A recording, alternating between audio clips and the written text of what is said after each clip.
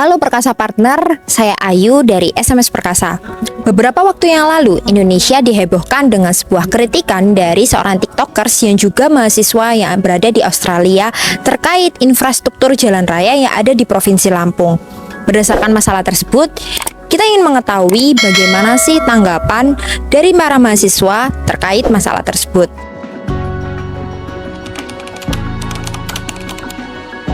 Menurut saya itu termasuk perbuatan yang keren ya, karena Itu sebagai salah satu jalan demokrasi ya itu. Demokrasi yang pertama dia itu harus mau dikritik, ada saran dan nggak boleh baperan lah. Nah, Nggak banyak anak muda zaman sekarang itu mau speak up, apalagi di media sosial sekarang yang sedikit mengkritik. apalagi berkaitan tentang pemerintah. Tapi itu bagus banget karena udah berani speak up. Bagus sih Bima untuk speak up ke media sosial terutamanya karena dia konten kreator dan juga dia juga berhasil kayak mengambil hati netizen ini tuh. Dimana kita sendiri kadang di negara sendiri memberi saran malah didiemin gitu.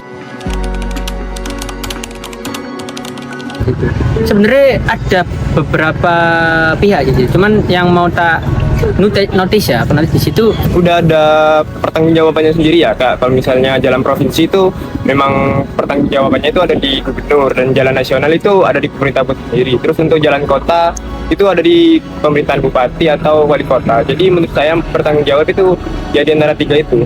Kita lihat dulu jalannya itu termasuk di jalan apa. Itu di Lampung kan di daerah sendiri, ibaratku kalau jalan kabupaten harusnya di kabupaten udah ada anggarannya sendiri dan itu juga harusnya segera diperbaiki. Anggaran pasti ada, sudah dianggarkan di merch segini itu pasti udah sesuai gitu Mbak ya, sesuai sama anggaran per bulannya dan lain-lain. Nah itu pasti untuk jalan pasti ada. Kalau untuk masalah salahnya ya mungkin bukan salah ya, kurang tepatnya di anggaran biaya di pemerintah daerah itu sendiri cuma.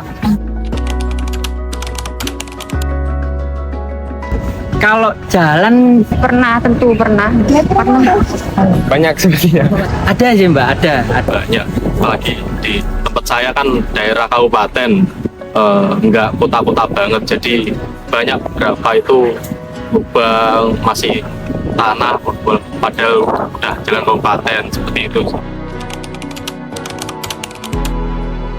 Dalam arti jalannya sebenarnya udah bagus ya, aspal, cuman Sering dilewati oleh kendaraan berat kayak pengangkut batu bata gitu-gitu. Kurang lebih banyak itu truk yang lalu lalang gitu. nah kan kalau misalkan truk besar kan beban beratnya kan pengaruh ya. Nah itu pasti menggerus waktu masa dari aspal itu sendiri. Untuk daerah saya sendiri, yang pertama itu kualitas jalannya, Mbak. Karena kualitas jalannya tuh kayak nggak pernah diperbarui atau masih menggunakan aspal yang lama. Sedangkan sekarang kan aspal udah banyak yang bagus, apalagi di jalan nasional sekarang udah bagus tuh. Nah, kabupaten tuh masih menggunakan moda jalan yang lama-lama, yang mungkin anggarannya mungkin murah ya, tapi ya karena itu murah jadi ketahanannya kurang, jadi tetap habis diperbarui cepat rusak seperti itu. Saya agak expert ke pengetahuan itu, tapi menurut saya itu mungkin curah hujan ya yang tinggi terus Kalau hujan kan menggenang ya Pak. Nah itu bisa membuat lubang itu sendiri.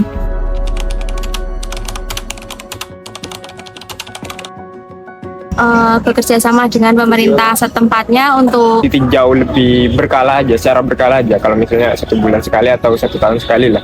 Kan ada tuh APBD ya, kalau di salah mungkin boleh dikoreksi. APBD-nya lebih ke infrastruktur ya. Kita fokuskan aja ke jalan-jalan utama. Jadi untuk beberapa jalan itu yang mungkin nggak masuk anggaran itu kita cari aja solusi lain, seperti mungkin ada beberapa di paving atau menggunakan moda lain. Untuk yang transportasi berat seperti truk-truk itu agar ditingkatkan lagi anggarannya. Ya, semoga nanti pemerintah bisa lebih perhatian terhadap jalan-jalan yang ada di pelosok.